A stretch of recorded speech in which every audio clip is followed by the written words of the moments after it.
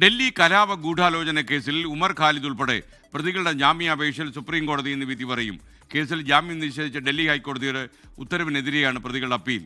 R Achuthan ഡൽഹിയിൽ നിന്ന് വിവരങ്ങളുമായി ചേരുന്നു. ഗുഡ് മോർണിംഗ് അച്യുതൻ, പറയൂ.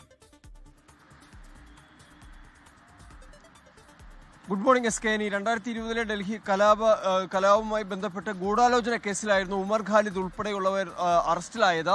ഇതിൽ നേരത്തെ ഇവർ ഡൽഹി ഹൈക്കോടതിയെ ജാമ്യത്തിനായി സമീപിച്ചിരുന്നു. അതിൽ വിചാരണ കോടതി നടപടി വൈകുന്നു, 5 വർഷമായി തടവിലാണ് എന്ന കാര്യങ്ങൾ ചൂണ്ടിക്കാട്ടിയായിരുന്നു ഡൽഹി ഹൈക്കോടതിയെ സമീപിച്ചത്. എന്നാൽ അനുകൂലമായ ഒരു ഉത്തരവ് ഡൽഹി ഹൈക്കോടതിയിൽ നിന്ന് ഉണ്ടായില്ല. മറിച്ച് ഈ കലാപ ഗൂഢാലോചനയുമായി ഇവർക്ക് ബന്ധമുണ്ട്, വാട്സപ്പ് ഗ്രൂപ്പുകൾ വിദ്വേഷം പടർത്തുന്നതിനായി ഉപയോഗിച്ചു എന്നതടക്കം നിരീക്ഷിച്ചുകൊണ്ടായിരുന്നു ഡൽഹി ഹൈക്കോടതി പ്രതികൾക്ക് ജാമ്യം നിഷേധിച്ചത്. തുടർന്നാണ് ഉമർ ഖാലിദ് ഉൾപ്പെടെയുള്ള 7 പേർ സുപ്രീം കോടതിയെ ജാമ്യത്തിനായി സമീപിച്ചത്. ജസ്റ്റിസ് അരവിന്ദ് കുമാർ അധ്യക്ഷനായ ബെഞ്ചായിരുന്നു ഈ അപേക്ഷകളിൽ വിശദമായ വാദം കേട്ടത്. അതിനുശേഷം കഴിഞ്ഞ ഡിസംബർ 10-നാണ് വാദം കേട്ട് വിധി പറയാനായി മാറ്റിയത്. ഡൽഹി പോലീസിന് വേണ്ടി സോളിസിറ്റർ ജനറൽ തുഷാർ മേത്ത ഹാജരായി.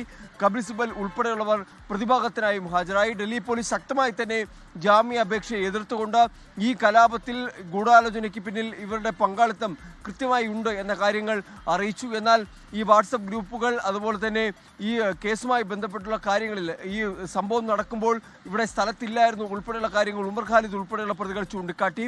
വിദ്വേഷം പടർത്തുന്ന പ്രസംഗങ്ങൾ നടത്തിയിട്ടില്ല, അതിൻ്റെ ഉള്ളടക്കം പരിശോധിച്ചാൽ മനസ്സിലാകും എന്നതടക്കമുള്ള കാര്യങ്ങളും വാദമായി ഉന്നയിച്ചു. എന്തായാലും ദീർഘനാളത്തെ വാദം കേട്ടതിന് ശേഷമാണ് ഇന്ന് ഈ വിഷയത്തിൽ സുപ്രീം കോടതി വിധി പറയുന്നത്. എസ് കെ, ലോകത്തെവിടെയായാലും ഏത് സമയത്തും 24 വാർത്തകളും ഓഗ്മെന്റഡ് റിയാലിറ്റി പാക്കേജുകളും എക്സ്പ്ലെയിനറുകളും വിശദമായി കാണാൻ ഞങ്ങളുടെ യൂട്യൂബ് ചാനൽ നിങ്ങൾക്ക് സബ്സ്ക്രൈബ് ചെയ്യാം.